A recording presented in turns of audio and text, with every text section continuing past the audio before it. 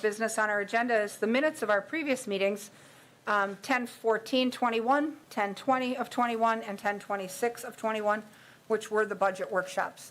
Any revisions necessary for those minutes? If not, we'll take a motion to approve. Motion by Watson. Is there a second? Second by Herbst. Discussion? Seeing none.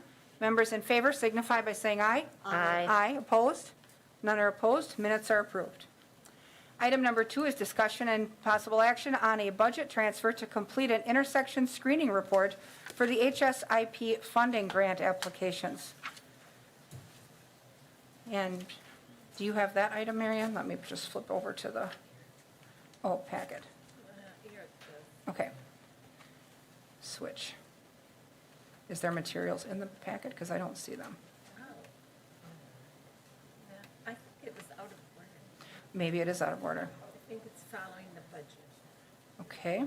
We'll bring up Public Works Director. I guess, Eric, if you want to walk us through this budget modification, the packets are out of order, but there's materials in it. It's on page 17. It is on page 17. I just found it myself, so thank you for that.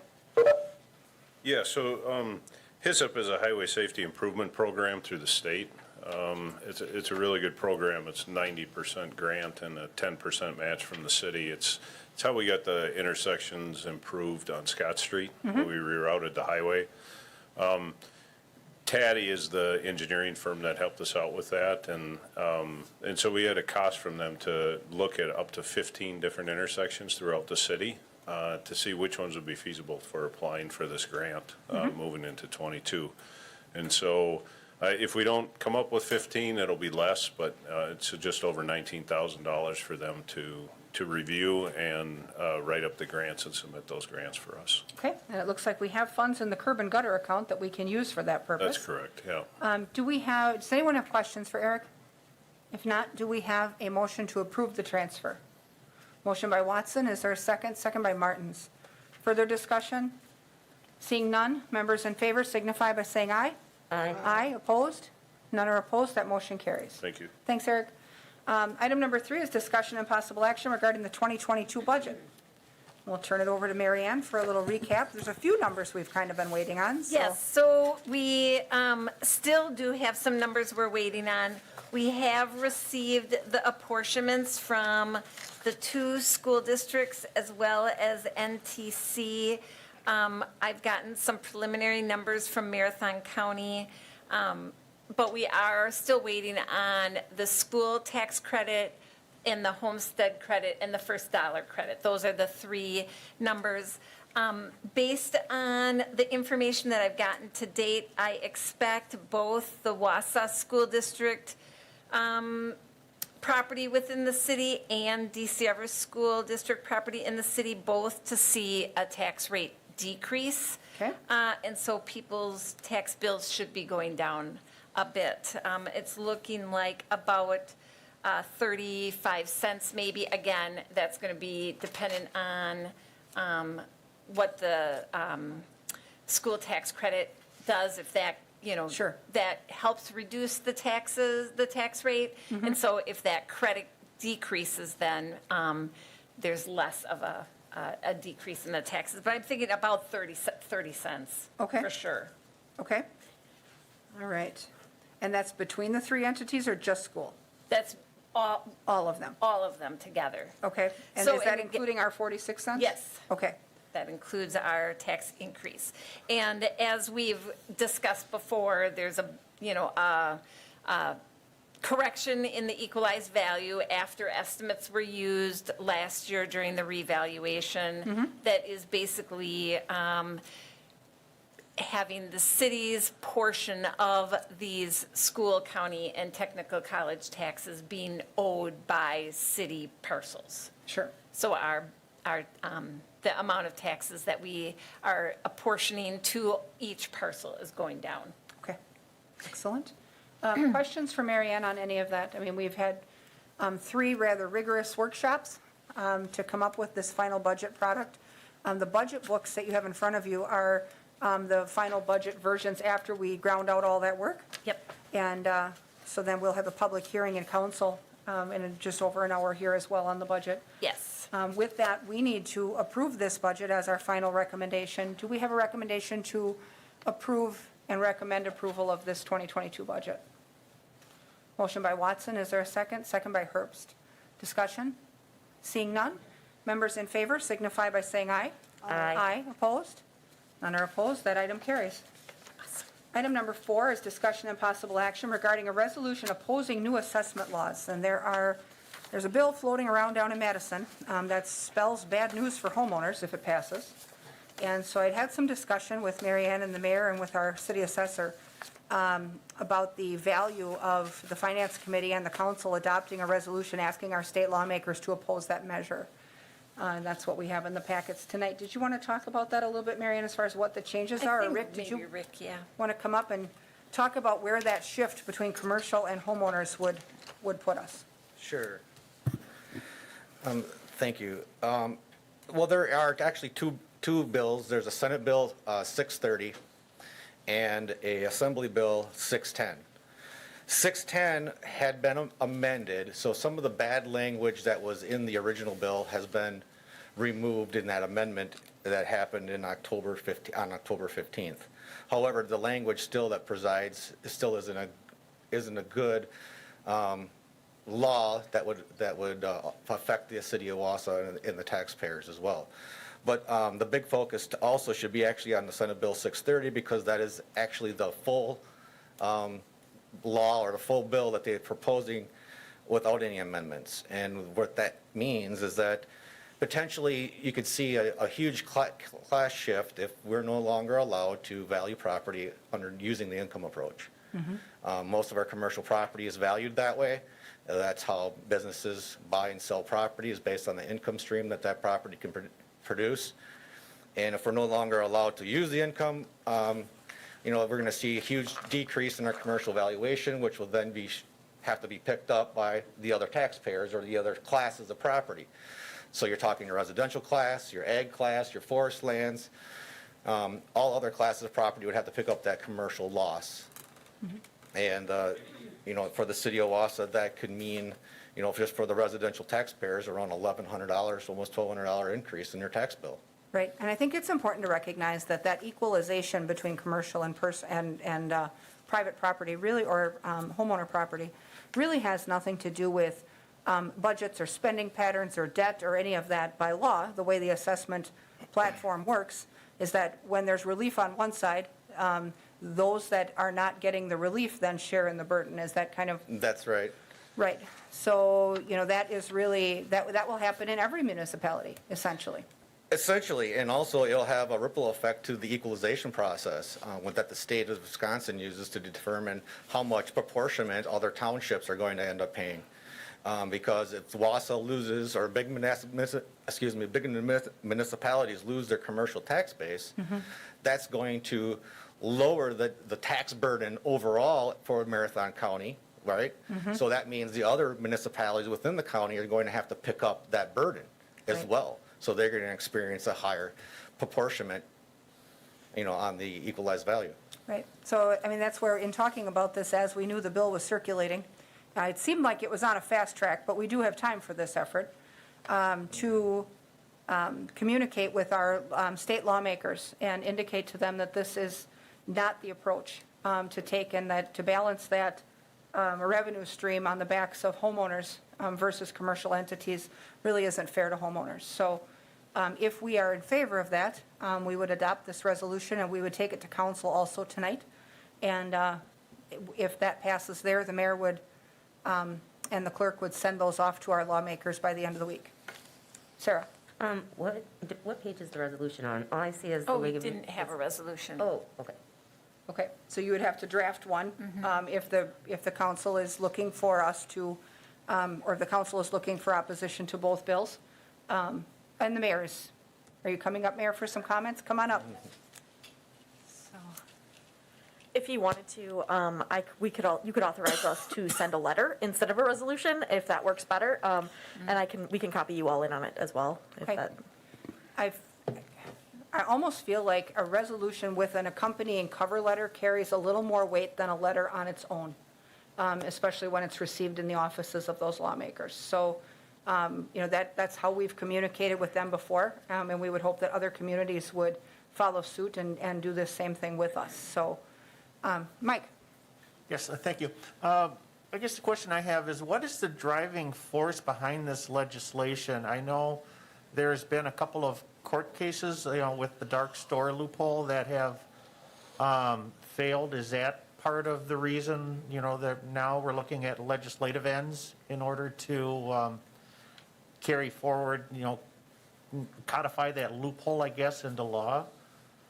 I don't think this has anything to do with that dark store methodology. What I've heard through the assessor's realm, there is a developer that has gotten the ear of a senator and an assemblyman to put this forward. So this developer may have had bad experience dealing with an assessor.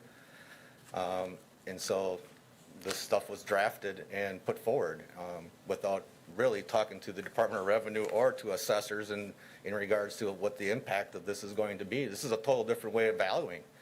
Way the SB 630 is, the Senate bill, which in its real form, prior to any amendments, which is in the Assembly, it's basically taken away mass appraisal on how that language is written. You can't use projected rents. You can't use analysis to determine anything by a factor. Well, that's mass appraisal. I mean, we value property by type.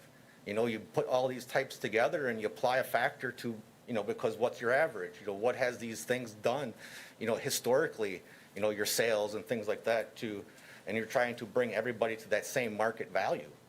So you start, what they're projecting in this bill is basically saying that we're supposed to go out and value every property every year. Well, in the city of Wausau, that would mean with my assessment staff, we would have to value 8 properties. Each person in the assessment staff would have to value 8 properties every day, 365 days out of the year. And that's impossible to do, Well, and I think when you have a climate where, legislators want to purport themselves to be commerce and business friendly, as soon as a bill like this hits the floor and it seems to save the commercial sector some taxes, they seem to camp right on. So that may be why it's gotten some legs. But I think the collateral damage that it can cause to homeowners and agricultural families and even rural communities is, bears repeating and recognizing. And I think that, if they had stopped for a minute to think through what the additional effects of that legislation would be. But since it came through on such a fast track, here we are today. So, but do we have a motion to approve the creation of a resolution to oppose both bills? We have a motion by Herbst. Is there a second? Second I'll by second Martins. Further discussion or questions? Seeing none, members in favor signify by saying aye. Aye. Aye, opposed? None are opposed, that motion carries. Item number, and we'll probably have a fair amount of discussion on item 5. Can we bump up item number 6 to make sure we have our business taken care of before we get to that? Which is discussion and possible action regarding a budget modification for a new freezer at the police department. And let me just pull that up. It's after the budget. Well, and who has this items? I guess I do. Okay.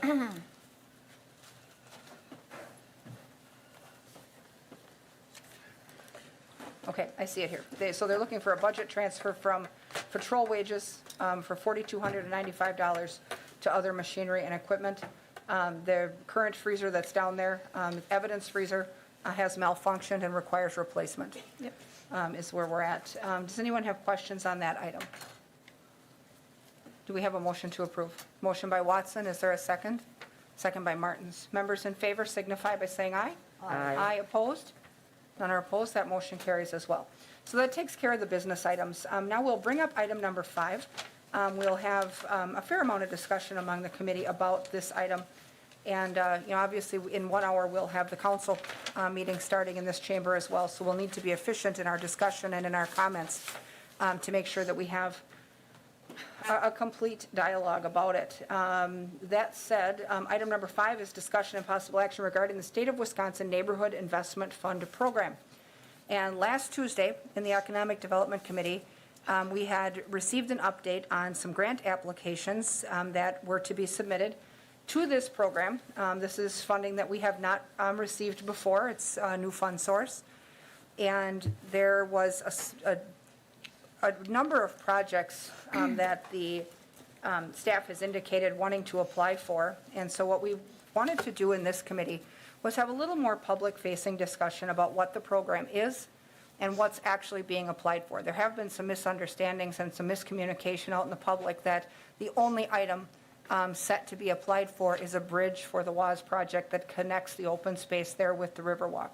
There are other projects, but in the Economic Development Committee, once that one came up, it seemed to suck the air out of the room for everything else that was on the docket. So we need to have a little bit of a discussion. There really, on this particular item, is not necessarily action for us to take. The program proceeds are, the applications are ranked by the state of Wisconsin. The state basically takes those applications from cities all over, shakes it all through a sieve with its qualification criteria, and they decide which projects are fundable, worthy, and qualified. And so our historical past practice is that when a grant application does not have a local match, we do not vote to approve grant applications. Grant applications that can only increase your revenue and decrease your expenses, the staff just applies for. And if they're awarded, we then later vote to accept the funding. The only time we vote on a grant in advance is if we have to approve the match and budget for it. In this case, there's no match on these. So I'm going to turn it over to Mary Ann and have her talk to us a little bit about this fund source and what the qualifications are for projects that are to be submitted. Yeah, so the state of Wisconsin, similar to how the city of Wausau received entitlement of ARPA funds, the state of Wisconsin did too. And they have created several programs to meet needs within the state that they felt should be taken care of. This grant program is known as the Neighborhood Investment Fund Grant. They released, I guess, the grant program on September 30th. The application period was very short. Initially, the applications were due by November 4th. They recently extended it to November 11th. The state within this program is going to award up to $200 million in grants. Cities, counties, and tribal entities are eligible for the funds. The projects need to be between $1 million and $15 million. There was a Q&A and a grant application and a presentation done. One of the questions was, can we take smaller projects of less than $1 million and bundle them together to meet the $1 million threshold? And the answer to that was no, but that you could submit more than one application, but each application had to be at least $1 million, and the total available to any one community is $15 million. That the awards will be provided on a competitive basis, so it's, how attractive your application and your project is. That the expenses must be incurred between March of 2021 and December 31st of 2024, and the project needs to be completed by December 31st of 2024. Given that these are ARPA funds, that they want the expenses to comply with the American Rescue Plan provisions. The project is designed with ARPA, the rules are to target areas that are in qualified census tract. The state or the federal regulations regarding ARPA specify that if it is in a qualified census tract, it is presumed to meet the eligibility requirements, that it is benefiting disproportionately impacted individuals by the pandemic. Examples that they provided as eligible projects in that In the documents were things like innovation centers, workforce housing initiatives, transit solutions, childcare initiatives, and public space development. They do, again, have this on a fast track because they expect to award applications by December of 2021. So this, again, is state money, so they're dictating how they want to spend this band of money. This does not deplete our ARPA funds, nor does it prevent us from applying for other applications. This last weekend, the Biden administration's infrastructure bill was approved. The emphasis on that is infrastructure. I believe the state of Wisconsin will receive about $5.2 billion for roads, multi-billion dollars for bridges, about $841 million for lead pipe replacement. And so I expect that the state will, come up with plans in the near future on how they plan on dispersing those funds as well. The Finance Committee has talked about this in the past, is the goal is to see what all options we have out there and try to maximize the utilization of our money. So, bringing money into the community is, should be considered a good thing. And so I think it is important for us to try to maximize our utilization of these funds, because the state is going to give away $200 million. If we don't apply for it, it's going to go to another community. So I would encourage the council to think broadly on this and to try to maximize the usage and, highlight the areas that they have mentioned as examples of projects. Okay.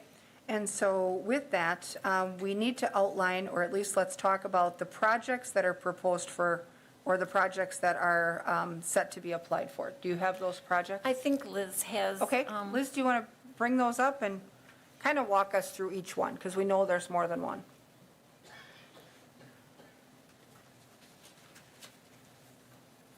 Sure, absolutely. Happy to do that. I have piles of stuff in case you have any questions.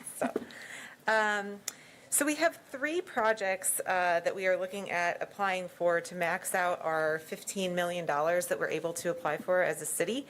Potentially 4, it kind of depends on if this committee has a certain direction for us, but the 3 top projects that we're kind of looking at right now are the mall redevelopment site, for approximately $11.7 million, and that would include the pedestrian bridge, the streets, and street infrastructure, including water, sewer, and stormwater. The second project is to assist the Community Partners Campus for $1.5 million, and that is to essentially fund some of their construction costs and they currently have a loan through the CDA of exactly 1.5 as well. So this would basically pay off that loan so that they're not paying interest on that. And then the other project that we're looking at is if Gorman is selected for the West Side Battery response, RFP response, we would submit an application with them for $1.76 million, which is their gap financing that they would otherwise look to TID money to assist with that project. And that is a 50-unit workforce housing initiative on that, like I said, that West Side Battery site. And I'm happy to provide more details, but that's the broad overview of the 3. Was there also going to be an application from Parks? We had talked about that. So the skate park is potentially an application. Jamie is here to talk about that if there are any questions. But we had talked earlier today, and there was it's approximately a $300,000 project for the skate park remodel. So there was some trouble getting to $1 million for that minimum application requirement. Mm-hmm. And this is ARPA eligible, and there are individual funders or fundraisers kind of ready to go for this project. And then with our current project budgets, if we did the mall redevelopment, Gorman, and the Community Partners Campus, that's approximately 15.06 million. So if we did if Parks was able to meet the 1 million for the skate park, then we would be looking to cut $1 million from another application. Okay. So the Community Partners Campus, I guess for those who have not been following it, actually really is a project locally that brings together a volume of nonprofit organizations with the express goal of either reducing or ending homelessness in our community. We've been working with them for some time, and they've secured a site and, are in the process of developing that project. The Gorman project that we talked about on Tuesday is exclusively low-income housing, affordable rent apartments. So we had talked about the value of utilizing either grant funding or ARPA funding versus tax increment district funding on a project of that nature. And there seemed to be a lot of agreement to that idea. The pedestrian bridge and the discussion that we'd had about that in economic development is not that it is to stimulate economic development, but that it is a public space project, correct, meant to connect public spaces. The part of the goal of park projects in general, when we've looked at them, even in our budget for ARPA funding, is being able to improve public spaces to get people outside and into active outdoor spaces and not hold up inside where, things happen. So it was not about stimulating tax base and all of that stuff. It was more about the active public space that connects an area that would eventually hold an open public market with that river walk. Is that correct? Yes, and it's actually not, it's more of a yes and. It's both about stimulating economic development and providing that public space. In the application, it actually, I pulled a few lines from it that kind of help explain why this is such a good fit. They talk about a significant transformational project that helps a neighborhood recover from the negative effects of the COVID pandemic and provide long-term benefits to the neighborhood. And the goal of the grant of this particular neighborhood investment fund is to enable high-impact projects that need significant upfront investments to achieve long-term goals. Marianne cited a lot of the types of projects. And they said the most successful criteria are going to be that shovel-ready, and that they did talk about specifically increasing the tax base and public-private partnerships. So there is both the public outdoor component and the long-term tax base that can be built with a project. And this, because this project with the mall redevelopment space encapsulates both the pedestrian bridge and the street infrastructure, which I think is important to note, because we can't, streets and street infrastructure by themselves are ineligible as projects, but when combined with a broader application like this is, then they're eligible. And this particular street construction is meant to be an outdoor space. We've been working with Tool Design on curbless streets, accessible, handicap accessible, and can be converted into outdoor event space as well. So it's kind of an all-in-one. Okay. Well, And I think the other important thing to note is that it's in a qualified census tract. Yes, So that definitely. will garner additional points as well. Well, and so we are essentially, at least now on the outset, looking at 3 applications. correct. Yep, and so, I think that's one thing that we have to discuss, as a committee, because it's important to recognize that given the timeline on the submissions, there is not time to propose, vet, and plan new projects. So what we have in front of us is it. We either apply or not, and the state will decide whether or not any of the projects are worthy and fundable. So if other communities submit projects that are, better applications, they're going to get that money. Is that correct? Yes, and I would also note, to your point of it's kind of whatever makes it through this sieve of criteria, we did have calls, or rather, I believe it was, WAS had some calls made to them from folks high up at the WEDC that said that we should be applying for these projects, for specifically the pedestrian bridge and the streets in the mall redevelopment site, that they were well qualified for this specific grant. And it is, as Marianne already stated, it is about matching the resources to our projects that are in queue, and this specific grant really matches well to this specific project. Okay, Sarah? So I guess I had 2 questions and then I wanted to make a couple comments, but the first question is, they're not going to be bundled together, right? It'll be separate applications? Correct. Every project requires a separate Okay, application. and it has to be a minimum of 1 million? Every project is a minimum of $1 million, and then the overall umbrella for every community or every 15. municipal agency applying is $15 million. Okay, so then, looking through like the Q&A that was in the packet, I liked the questions, like the answer to number 14. It talks a little bit about what this public space can look like. And one of the things it says is create a plaza within a downtown where a variety of activities could occur, blah, blah, blah, right? And then also that could connect and help local businesses that maybe had, were hit hard by COVID, which I think that bridge would then connect a lot of the downtown, help those Third Street businesses.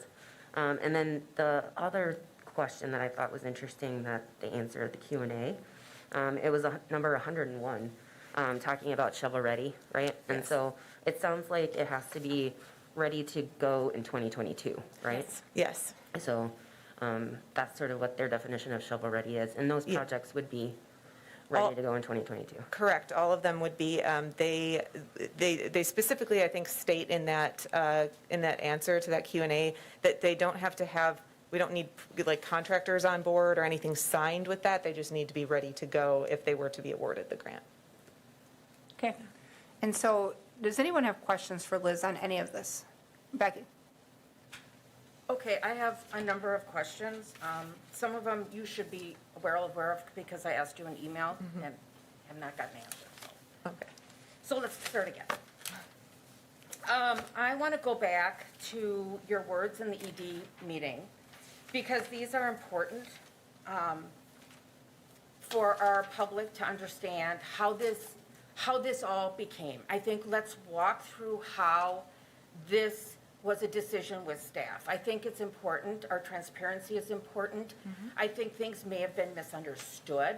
So let's walk back and go through because, and I want it publicly stated by myself because I've had a lot of residents, both in my district and outside my district, call me and said, that they felt that we were not transparent and that me, the council, and that we had been doing some backdoor dealing. And that's, that we had not known this except for that night. So I just wanted that publicly stated. So my question is, you had a statement, we have this project in queue right now. And then a little later, you said they were in queue to perform for the city and that, so I want to kind of understand, I understood the tight turnaround, but you used in the queue 3 times. So how did this project become in the queue? If it, when no one had, we had a rendering, but we have not, there's a lot of renderings that come to the council, as you know. And we have a flat space that is the mall. So how is that already in a queue for the city to perform? I think it was anticipated, and it is noted in the WAS development agreement in the amendments. Both Exhibit A1 and A2 do note the pedestrian bridge. So I think basically, this. We usually would have this type of thing in a TIF plan, and that would usually be the plan for the area.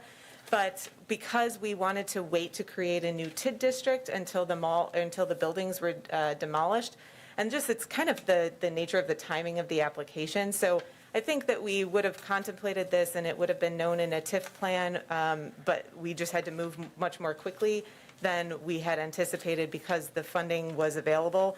So I guess it's the amendments and the renderings and in the agreement. We just kind of knew that this type of project was going to be coming before us. And that we were going to pay for it all?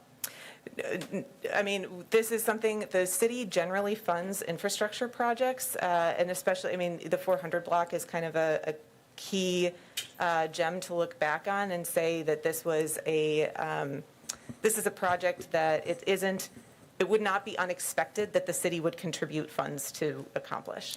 And I think to take what someone says literally, I mean, Liz is new here, so to say it's in the queue means it's something that is on a long-term list somewhere, right? Like, we definitely know that we're going to redevelop the mall.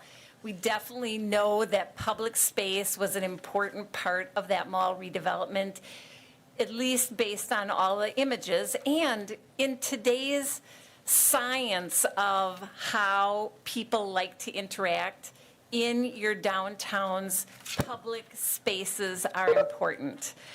You know, when you look at the work that the city did and how controversial the 400 block was, but it's transformed our downtown, and people all over the state now are copying us. So public spaces in your downtown are very important, and they can raise property taxes because they make the property surrounding them more valuable. So I think, you know, to Call take the what question. someone says literally isn't fair sometimes.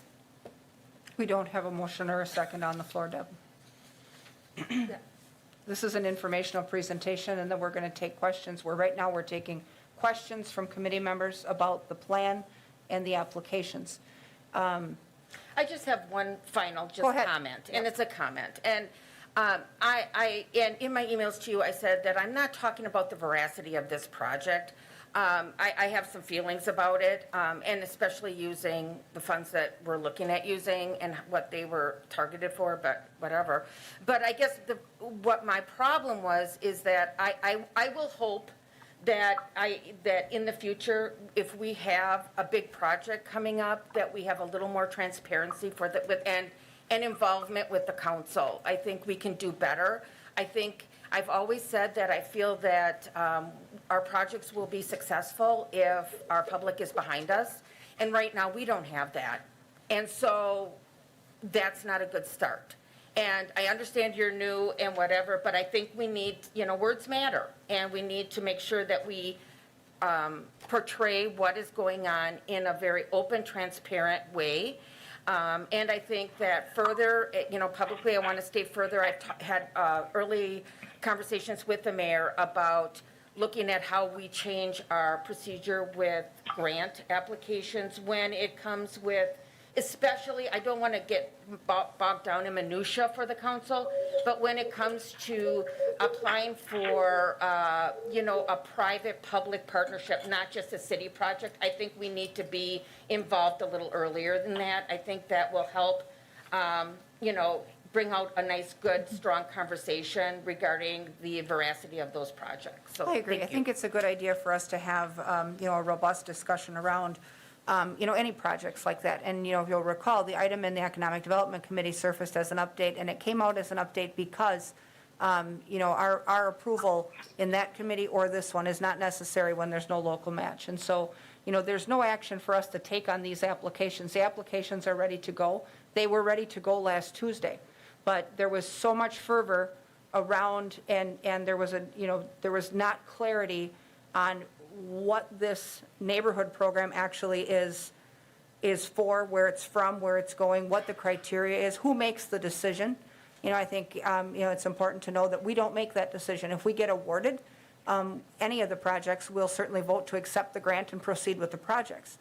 But, you know, and the good part of this is that the federal infrastructure bill recently passed at the federal level last week, and so we believe there will be probably more funding coming.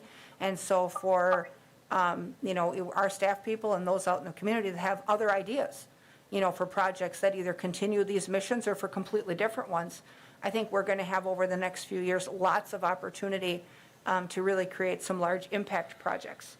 And so we'll take a few extra questions. Mr. Peckham, go ahead. Thank you. I almost see him back there. Appreciate being able to ask a question, even though I'm not on the committee. I think most of the people in the room would say that one of the most crying needs that we hear about and talk about in the community is affordable housing.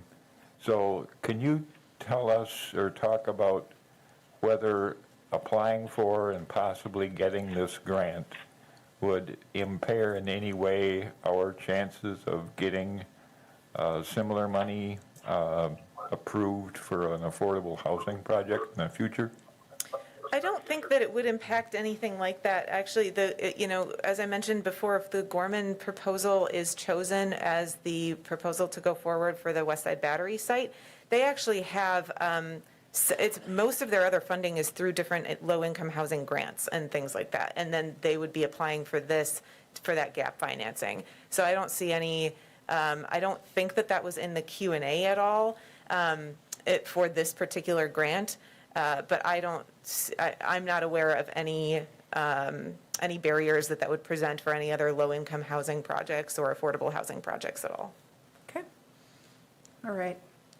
And so it really is a matter of, whether or not you apply for, as a staff, you had a choice to apply for, 15 million or any amount underneath that. Exactly, And and however, we need to divvy that up for the projects, Sure. basically to best respond to our community needs and what we have ready to go, shovel-ready in, just under a month, essentially. Sure. Or just over a Well, month. and assuming we get any award, it could be anywhere between 1.5 and 15. Yeah, and actually, all of those, I believe, are negotiable as well, so we could end up with much less than, we could end up on a $1.5 million ask with $1 million, or, Sure. with the mall ask, we could end up. Partial funding, but not total. Exactly. Okay, that's important to know. All right, Alder Ryan. Thank you, Lisa. I have a number of questions for Liz and maybe some others on the staff. We have discussed a number of times that Wausau is a friendly place for people with disabilities. We have one of the top colleges that work with people with disabilities. And so we have talked about it at CISM. And couldn't we go with audio crossings as an eligible activity? I am not aware. Say for 100 blocks that are Well- not being currently done. Well, here's where we're at, though. We are 24 hours from the deadline for the applications. There's still time. There's- I've done it before, Okay, dozens of so times. There, So is that an available but activity? there's, the problem we have, and this is what I was just saying about new projects. Any new projects that we want to take, if we wanted to undertake an effort like that citywide, that has to be vetted in CISM, and our engineers have to have a plan for when they go in and where, and some cost estimates. There is none of that work here. You can And do so every block downtown. You have no costs. You don't even know how much to apply for. So that's And why. then you can build in the Gorman financing. I would think that both the gap financing as well as the water main on the property, the electrical lines, and potential contamination, that seems like that should be an addition as an additional one that would handle the more than $1 million. Also, we have talked about, and because of the mall, we have lost the transit. Transfer station does only have a bathroom for bus drivers. It does not. It has been discussed and emailed to Becky and to Greg. No action was taken on that, but that is something. As part of also the information from transit, Greg has admitted at least a half a dozen times that our bus shelters have not been in compliance with the ADA of 1990 for decades, and that the existing shelters could be done. He was supposed to be looking at additional ones where they can be. So all you need to do is find a few hundred more spots or dozens more spots, multiply it times the cost and the labor, and get her done. Because that would be serving our population who are in need. And then also,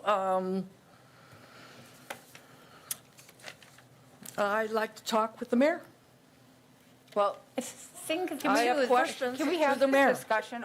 We need to have, regarding the grant and her administering it Okay, and directing it. we need to be on point, though, with our discussion. It So- is. It is about the grants management. Mayor, please come forward.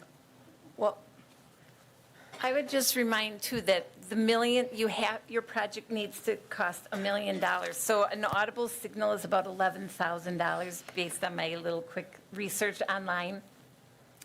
So Okay, so it would this- be, and you can't group projects Well, together. and this is the trouble with trying to like shotgun this in a committee the night before the applications are due. This stuff came out with a 6-week window. And And- I understand, Lisa, and I have emails documenting that I started this in early September. Okay, but tonight, we're here And that I to, asked for a committee of a whole last week. tonight, we are here to talk about the program, the projects that are being applied for. We're not here to fry the council president and the staff. So we need to stay on point and talk about the neighborhood grant program and where And we are I at. am. I'm asking the mayor, was she getting directly the information about the bounce back? And what was she doing with that information and the deadlines?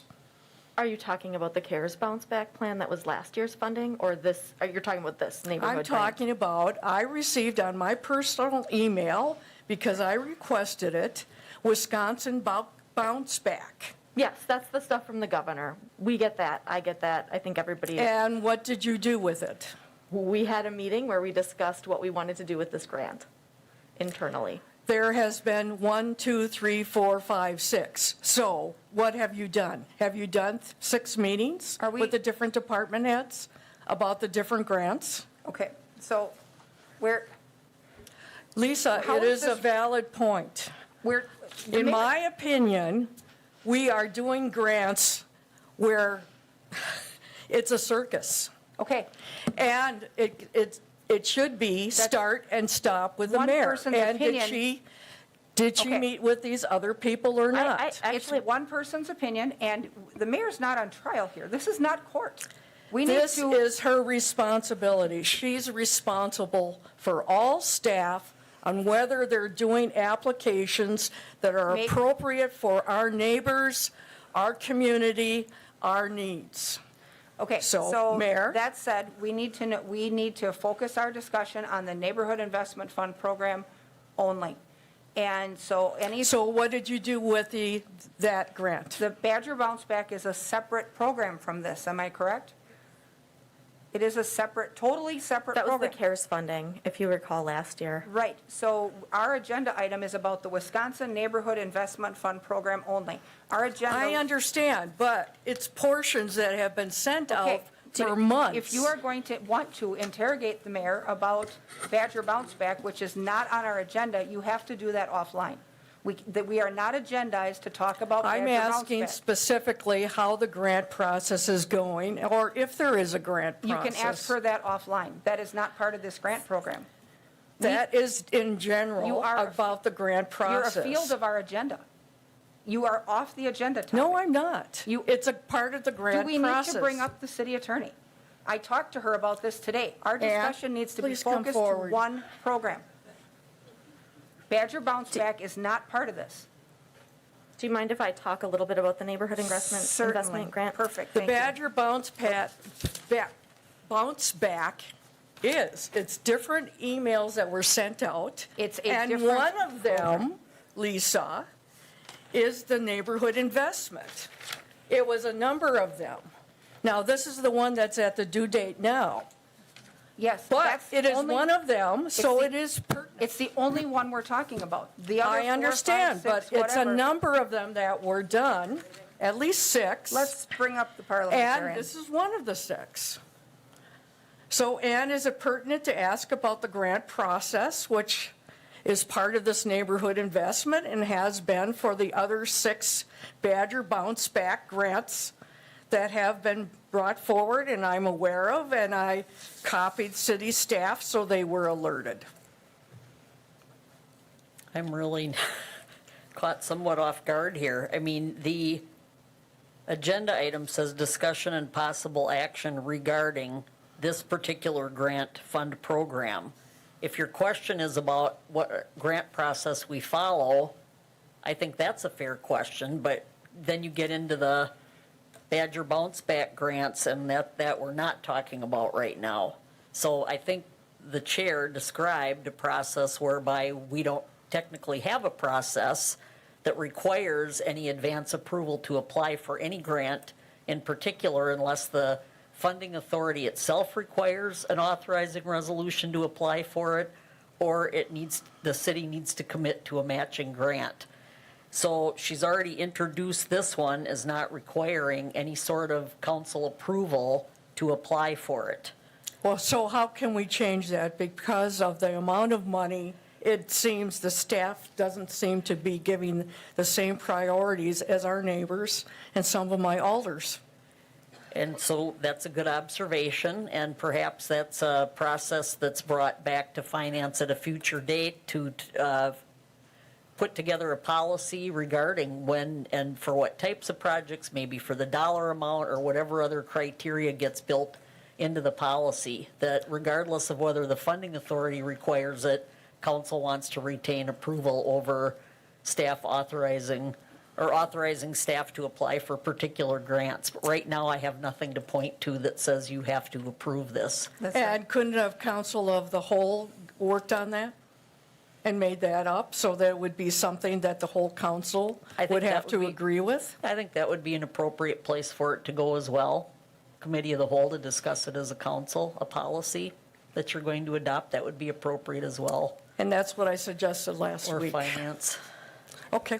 Thank you for So that. it is grant related. So Mayor, what's your process on grant related to the neighborhood investment program? So the process we followed, because like the chair has said, and also the city attorney, we don't really have a process. It falls outside of the procurement process that you are used to. So we held an internal meeting, maybe a couple of them, I would have to check my calendar, where we talked about potential projects. And then we started filling out the grant application, or at least trying to. And now here we are. We wanted to give you an update last week at the Economic Development Committee meeting, and we realized there are definitely some gaps in that process. So I welcome the discussion about how we want to pursue grants moving forward. I will tell you that by all accounts, this year has been, these last year and a half has been kind of wild when it comes to grants. We've had the opportunity to apply for tons, and so we've been trying to do that as much as possible. So we've applied for a bunch. We haven't gotten some. We've gotten some others, I think. The process is that we try to follow it internally and then keep you updated. But obviously, we can do better, and that's the plan moving forward. Mary Ann And had a comment? so what directors were involved in these meetings? Was it all directors? I don't actually remember. I can okay, say, thank you. so when the notice first came out from the state, the mayor and I sat down and talked about how we wanted to manage this. And, again, the state revealed information over time. So what was in your packet was the PowerPoint. They did an online webinar on October 12th. It was unfortunate that, the notice came out maybe a few, again, don't anybody accuse me of lying, but I think it was like a day or two before the sessions, and none of us were available when the sessions. So then it said they would be posted on the website. I feel like I went the following week, days after, and it still wasn't posted on the website, the more information. So, this information has been revealed. So we didn't even realize initially that your program had to be $1 million. But based on the information that we gleaned from the skeletal information that we got from the state, it was the city planners. Brad Lenz was there. We had Tammy Stratz and Liz from Community Development, Jamie from Parks, and then we invited Ben Bliven and I think Matt Barnes from the police department. Again, trying to match people within the organization who had areas of expertise for this application. And so we were all doing brainstorming sessions of projects, again, because we needed shovel-ready. The Gorman project at that point had not been revealed to us because we had not opened our RFPs. At that point, the mall project was not actually on our radar for applying because we didn't feel like we had a good understanding of how ready we would be to start construction on that. And so we were actually focusing on smaller projects, the skateboard park, and then some rehab of some blighted property in the 3M Park neighborhood. So that's where we were at that point. And then, as Liz has mentioned, the state of Wisconsin reached out to us, or to WAS, saying that they felt that the mall redevelopment and the pedestrian bridge would be a great project for this. They contacted Liz, and that's when we kind of changed. And the Q&A was really helpful too, because it alluded to the fact that you could do work for other nonprofits. So again, information revealed itself over time. It wasn't as if we were totally prepared to understand what projects were going to be eligible the minute we received the notice. So I think that Well, you have thank to you. Thank you, recognize Mary that. Ann, but I Sorry. have an email I sent Wow, on is it September appro- Is it 9th. appropriate to interrupt her? She wasn't done. That's okay. Okay? That I have an email here sent on September 9th to Greg Subert, Liz Broderick, Betty Noel, copy to Katie Rosenberg, Becky McElhaney, Tom Neal, and Andy Witt. Below, see program that municipalities could potentially apply for soon. Hope to see this discussion in upcoming meetings. Okay, so separate from that, we also are aware that there will be a volume of additional funding that's heading our way. And so with the infrastructure focus that those funds have, like I said before, all of these new ideas can certainly be part of that plan.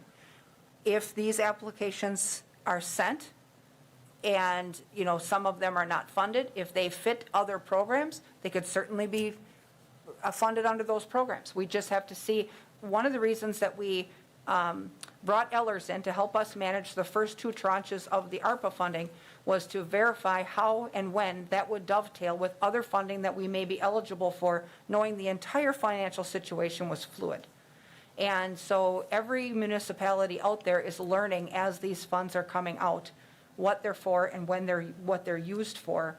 And so this is an unprecedented opportunity for communities across the country to come up with either projects that are ready to go or new ideas to enhance their communities. So that's where we're at today.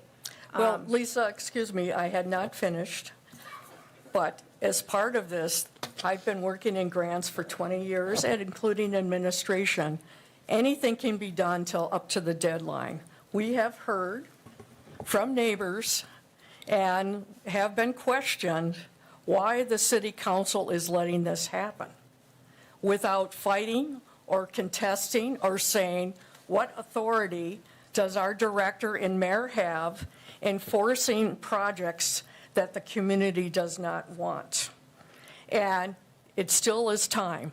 I do think this really shows how intransparent the staff and the mayor have been in keeping the city council in the loop. Especially, there's been others of us with grant background, and that I have been receiving all of these different updates and have been letting them know. And it appears none of them together seem to be adequate, in my opinion, to handle this and need further guidelines so this does not happen again. Okay. And those are discussions that we can have going For my forward. residents, they are totally against the pedestrian. I don't think it's really ADA compliant as well for all the people that are limping or bad hips or safety-wise.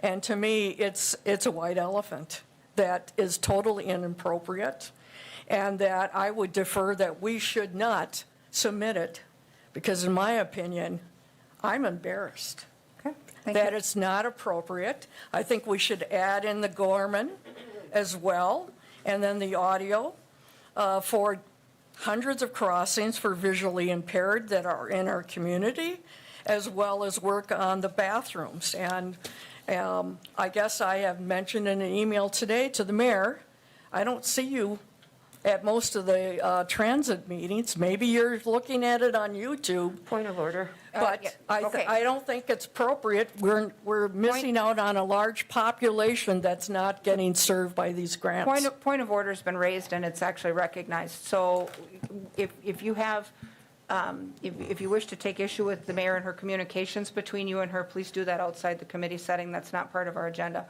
That said, Sarah, did you wish to make a comment? Because we have others that are in queue that would like to comment. No. Okay. Alder Killian, were you waiting to make some comment? Come on up.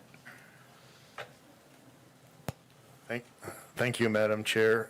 So I just wanted to address a few things, particularly about the WAS pedestrian bridge application, since I am the older person of District 3, and this is in my district. And, I think one thing we heard about was that the importance of a qualified tract when we're looking at these applications. And why would that be important? Why does HUD care? Why do other federal or state agencies care? And it's because it reflects a certain income level, which is less than the area median income, I believe up to 60% or so. And so what we're really dealing with is a low income area. And I'm not attempting to impugn past city policy, but I think it's always wise when we look upon our history and try to improve upon it. And what we see in these types of situations is that often when low-income people and people of color are used in these types of application situations, they're often used to support a financial scheme of sorts. And when I say scheme, I don't mean it necessarily in a bad way. I just mean that they're used to support these types of financial objectives. But what we've seen, whether it's with EPA grants or other things, these segments that we use in these applications are not being served. And that is the case here. And I would say that I'd like to clarify a few things. It was said at the beginning of the meeting that the community had not been talking about the other projects other than the mall. That's because at the Economic Development Committee, the only two applications that were mentioned were mall related. And that's important because what we can see in a very short time span is that others that were actually appropriate and legitimate were added, like the community partners. So I would say that we do still have time to fix this. Another inaccuracy was at that meeting at 1 hour and 28 minutes in the public access video, it was suggested that the pace of the mall's closing was related to COVID and could not be anticipated. And that is factually inaccurate, as we know from publicly available records from the WAS board. And I know the clock is ticking, so I'll keep it brief now and talk more later. But I'd also like to address, we've been told that we've already agreed to this as a council, the pedestrian bridge at shovel ready, let's get to it. However, I think when we examine the documents, what we will find, and I would leave it to Ms. Jacobson to make the conclusion, is that the drawing that was presented to us, the vision, was not quote-unquote prescriptive. Okay, because if it was, we would be on the hook for a lot of things, and some of them may have been silly. I mean, had they given us a Jackson Pollock painting, we'd be spending millions on little circles. So I think we've got to be careful on saying that because they gave us a little drawing that we have to pay for everything in that drawing with millions of taxpayer dollars. That's not just silly, that seems illogical. So I look forward to speaking about it more tonight. Thank you.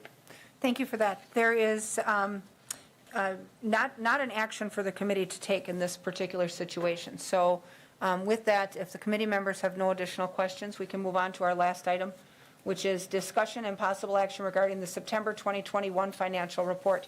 And hopefully we can, 10 minutes, you can probably make it, right? Oh, for sure. I Okay. really don't. We want to start council on time, so let's skip We've to that. been reporting that, things seem to be looking good as far as our financial picture for 2021. As we've reported before, the last 2 months of the year can change things substantially if we have significant amounts of snow, but otherwise, things are proceeding as we've reported in the past, with interest income being underperforming, and most of the other revenues doing well. Okay, and no snow yet, so I probably shouldn't Yeah. say that to jinx us, but. Let's knock on But wood. yeah, about that. So, does anyone have questions about the report for Mary Ann at all? If not, we'll place her report on file.